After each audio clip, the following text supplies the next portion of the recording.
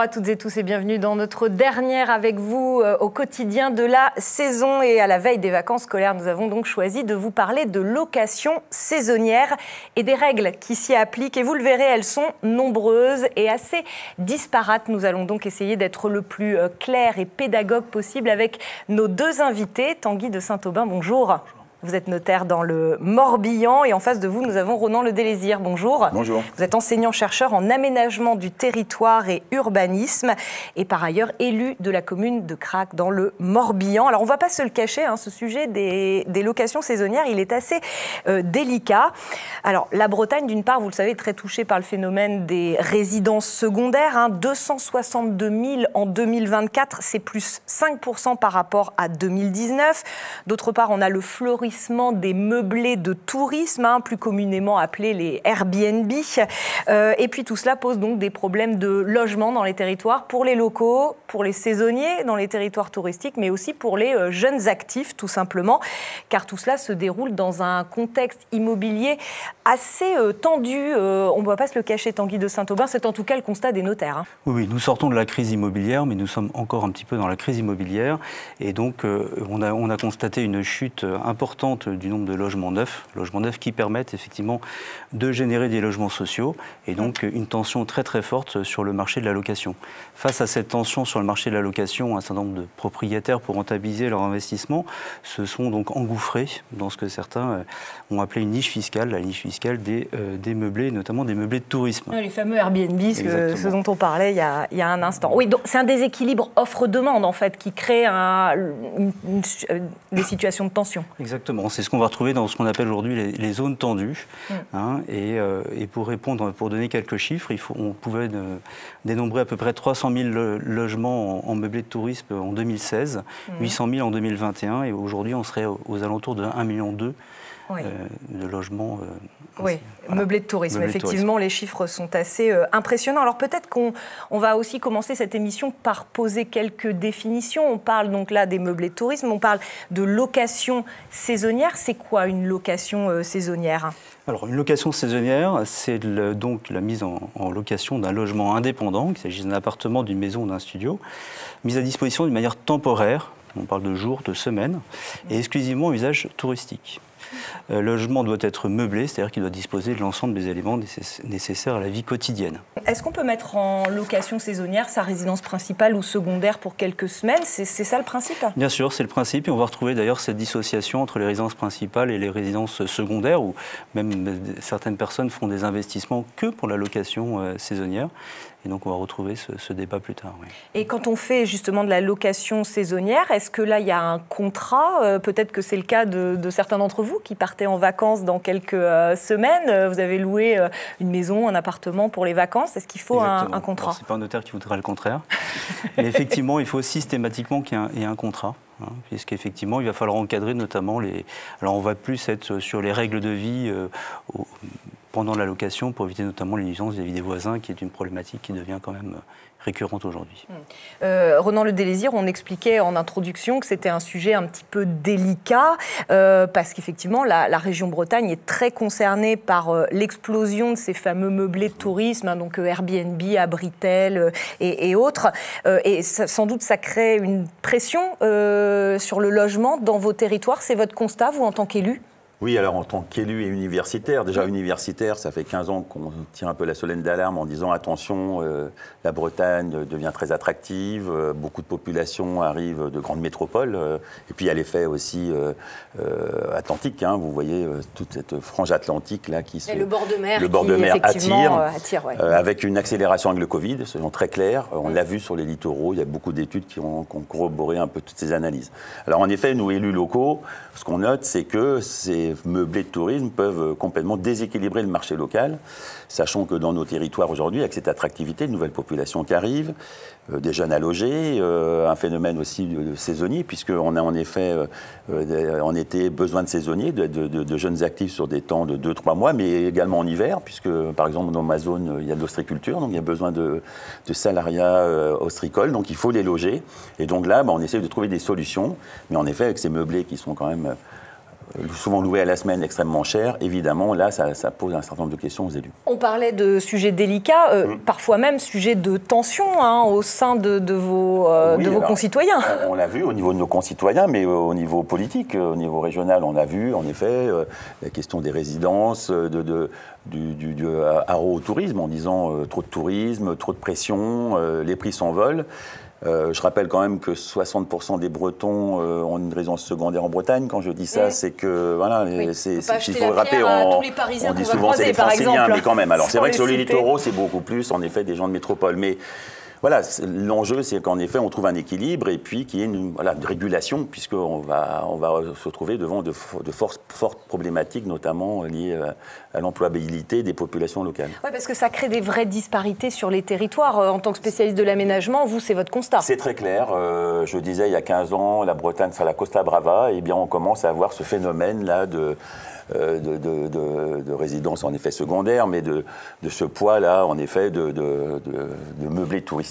Oui, avec des locaux qui ont du mal à se loger, avec des zones c'est la vraie problématique, c'est que si beaucoup d'élus se sont engouffrés dans cette thématique, c'est qu'en effet, on ne trouvait plus de logement pour nos jeunes actifs. Et ça, c'est un vrai souci. Alors, de les renvoyer 30 ou 40 km dans les terres, OK, mais de l'autre côté, on entend bien la notion de proximité, le coût du déplacement, etc., fait qu'on a nécessité de travailler sur cette mixité sociale aussi, parce que je le dis souvent, attention qu'on ne tombe pas dans une sorte de ségrégation générationnelle où on aurait une frange littorale plutôt réservée à des anciens rentiers ou aisés, et puis une population qui devra s'occuper de ces populations-là en arrière-pays. Donc en fait, il y a toute cette alchimie à travailler. On va faire un petit détour maintenant par Plouidère, dans le Finistère, où un hôtel-restaurant a dû investir pour loger ses salariés, une problématique récurrente dans la zone littorale. On regarde ce reportage, il est signé Laetitia Druard. C'est ici, dans ce restaurant gastronomique, offrant une vue spectaculaire sur les paysages sauvages du Nord Finistère, que Louis a décroché son stage. Auriez-vous terminé ? Étudiant à l'Institut Paul Bocuse à Lyon, il va passer 4 mois à La Butte, un hôtel, restaurant et spa à Plouidère. Il est 13h30 et Louis a terminé son service. Pour rentrer chez lui, rien de plus simple, il lui suffit de traverser la rue. Bienvenue, donc je vais vous faire un petit tour de la maison. Donc ici en premier on a le salon, donc on s'assoit là, la télé juste ici. Pour un loyer entre 2 et 400 euros, charges comprises, Louis occupe cette petite chambre dans cette maison qui peut accueillir jusqu'à 10 personnes. C'est bénéfique d'avoir des colocataires déjà qui ne sont pas non plus âgés que moi, donc on s'entend bien. Et aussi vivre juste à côté, sachant que j'ai pas le permis c'est très pratique. Achetée en 2021, la maison a représenté un investissement de 300 000 euros pour Nicolas Conron, directeur et chef de l'établissement. Un coût élevé mais presque incontournable pour ne pas laisser filer des profils prometteurs. Si on ne propose pas ce logement, Louis, c'est sûr qu'il ne sera pas chez nous parce que c'est impossible. Comment trouver un logement ici et encore peut-être chez l'habitant, mais c'est très difficile. À cela s'ajoute une défiance persistante des propriétaires et bailleurs vis-à-vis de ce secteur professionnel, souvent perçu comme peu fiable. Je suis convaincu qu'à partir du moment où quelqu'un vient vous demander un logement et qui vous annonce qu'il travaille dans l'hôtellerie-restauration, c'est pour les 2/3 des gens une situation qui reste fragile. Or, c'est complètement faux. Mais dans la tête des gens, c'est encore un métier qui reste peut-être un petit peu mal vu. Dans ses rangs, la Butte compte aussi des salariés étrangers comme Tej, un Népalais qui travaille en cuisine depuis 2 ans. Une main-d'œuvre devenue indispensable pour pallier le manque de personnel à qui il a fallu proposer des facilités d'installation. Les étrangers sont venus à ce moment où on a eu cette pénurie il y a 4-5 ans et c'est vraiment à ce moment-là qu'on a vraiment trouvé la nécessité de pouvoir acheter cette maison pour les loger parce qu'ils arrivent ici, ils ne parlent pas la langue. Donc on doit, nous, faire un accompagnement de ces nouvelles recrues. Tous les moyens sont bons pour attirer et fidéliser les talents, une nécessité pour assurer l'avenir d'une profession en pleine mutation. Voilà, Ronan Le Délésir, là on a des problématiques qui sont quand même très spécifiques et très handicapantes pour des territoires comme les vôtres. Pas pouvoir loger les salariés. Il y a beaucoup de choses qui sont entrechocs, comme on le disait, il y a 20 ans, le tourisme arrive, développe nos territoires, il faut le dire. Mais aujourd'hui, s'entrechoque avec des territoires qui deviennent attractifs sur plein d'autres niveaux. Des actifs, on dirait, à l'année, où il y a une activité de Lorient aujourd'hui, si on prend nos territoires, de Lorient jusqu'à Vannes, on a une sorte de métropolisation là, où on voit qu'il y a plein de thématiques qui sont de plein d'emplois qui sont en train de se créer. Donc là, on voit bien que ça crée quand même des déséquilibres sur le territoire, parce qu'un certain nombre, moi je connais de restaurateurs aujourd'hui, n'ouvraient même pas le dimanche, en pleine période saisonnière, parce qu'ils ne trouvent plus de personnel, et notamment, la problématique du logement est le premier élément bloquant.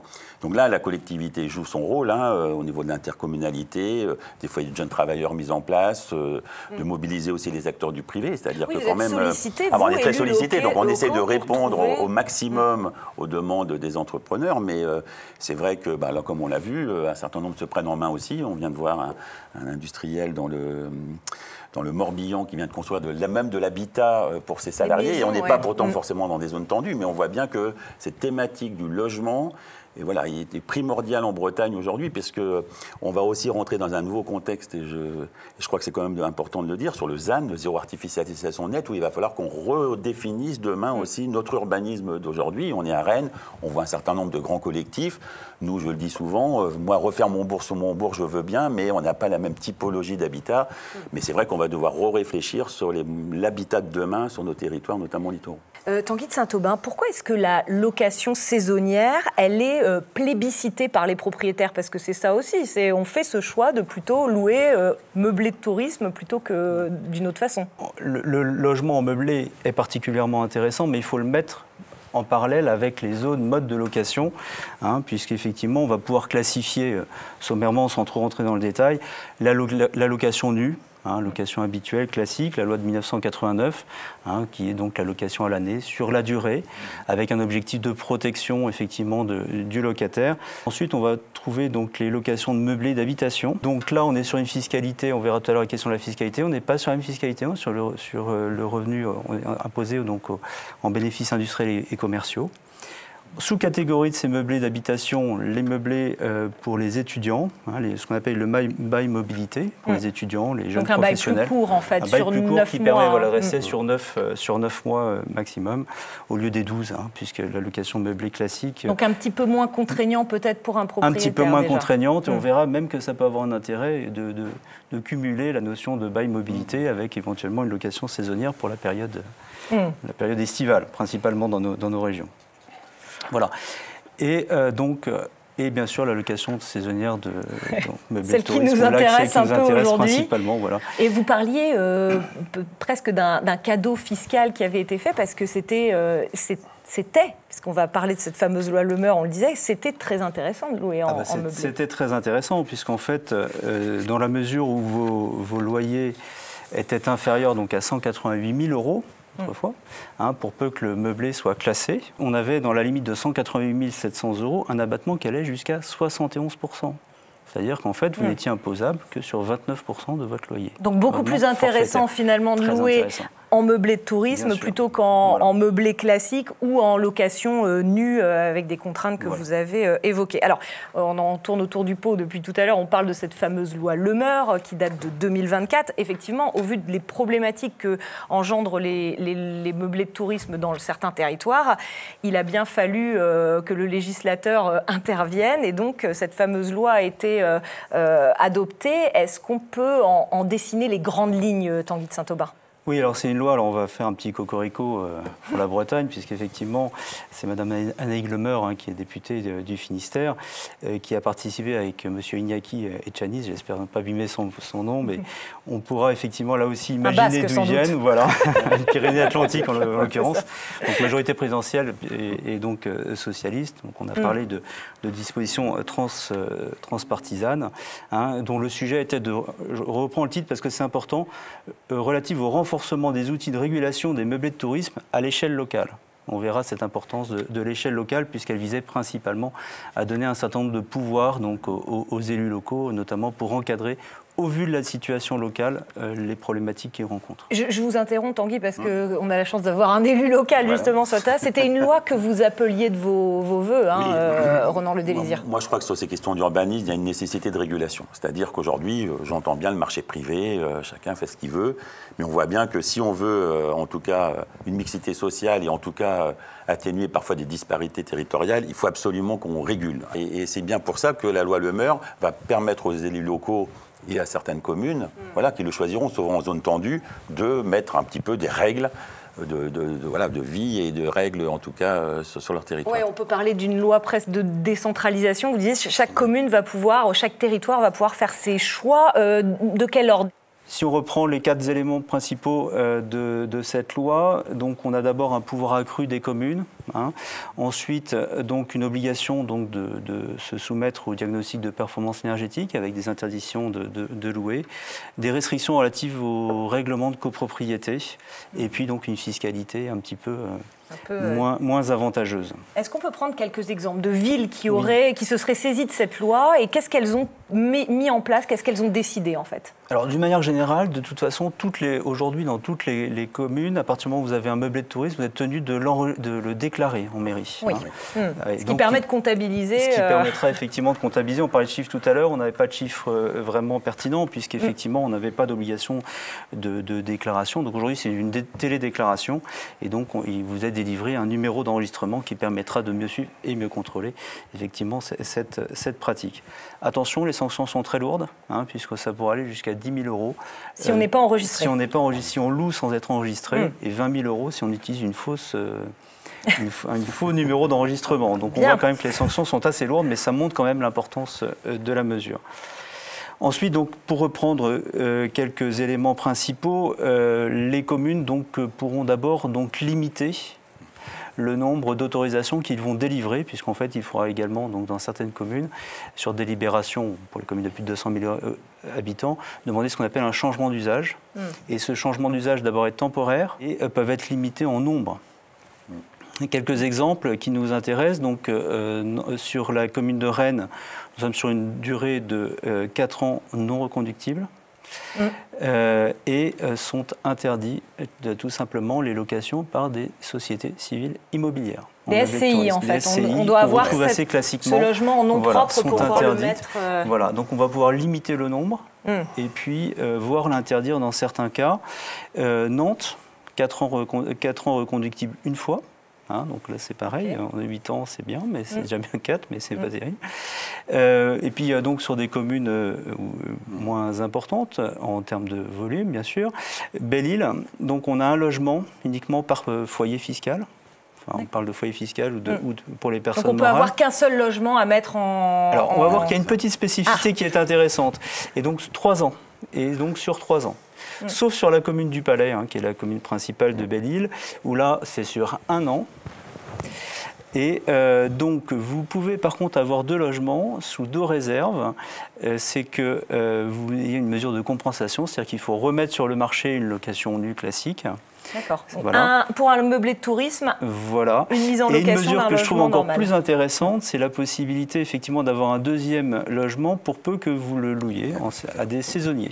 Et ça, je trouve que la mesure est intéressante parce qu'elle permet justement de participer au règlement d'une des problématiques. J'ai le cas de Sarzeau aussi où c'est en infra, c'est-à-dire que dans le bourg, ils vont mettre sur 1 logement et puis de l'autre, voilà, si c'est à l'extérieur du bourg, ça va être sur 2 logements. Donc on voit bien que chaque commune essaye de réguler à son échelle. Ronan Le Délésière, comment vous percevez ces mesures, ces possibilités? Est-ce que CRAC en a adopté Alors nous, on y réfléchit, même si on n'a que 23% de résidences secondaires. Donc on voit, oui, en effet, c'est souvent des locaux qui ont 1 logement. Donc tant qu'il n'y a pas de dérive où on voyait en effet des SCI qui en avaient 2 ou 3 ou 4, voilà.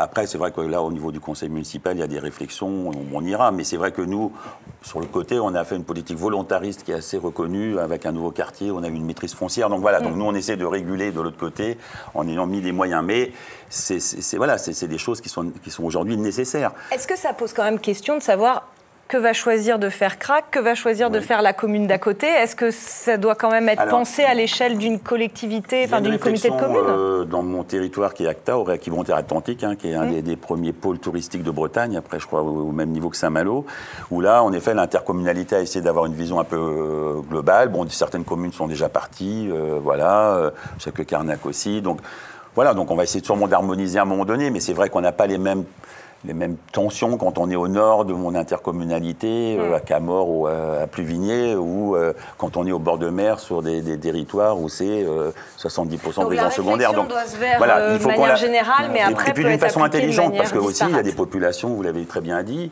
et c'est historique.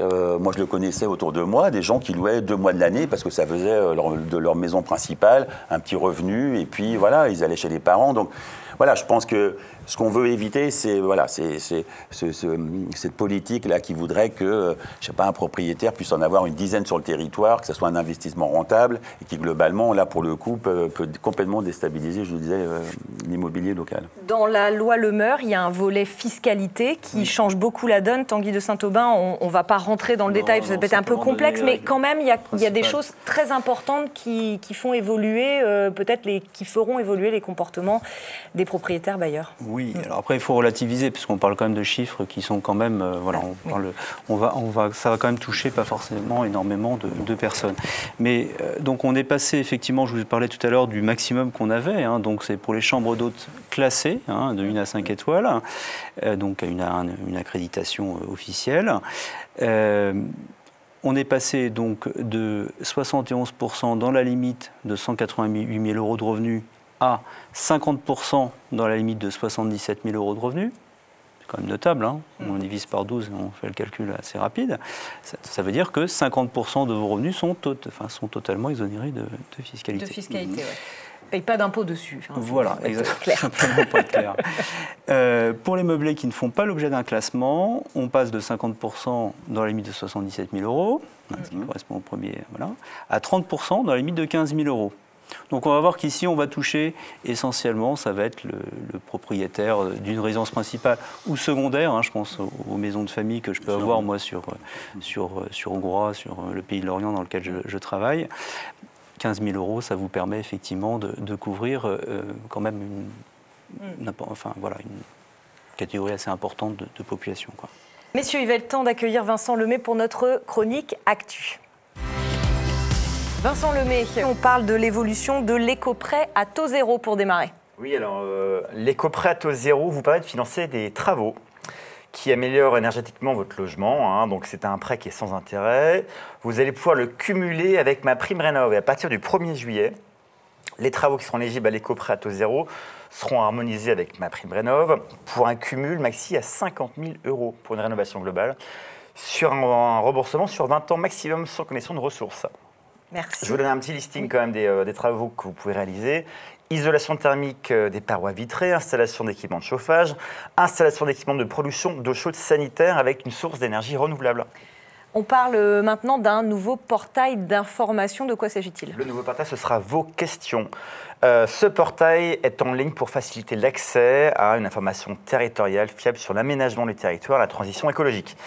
Alors, vous allez pouvoir consulter un certain nombre de sites via ce portail, Géorisque, Géoportail de l'urbanisme, Vigicru, et évidemment, au fur et à mesure, ce site va s'améliorer. Il y aura de plus en plus d'informations qui vont vous concerner.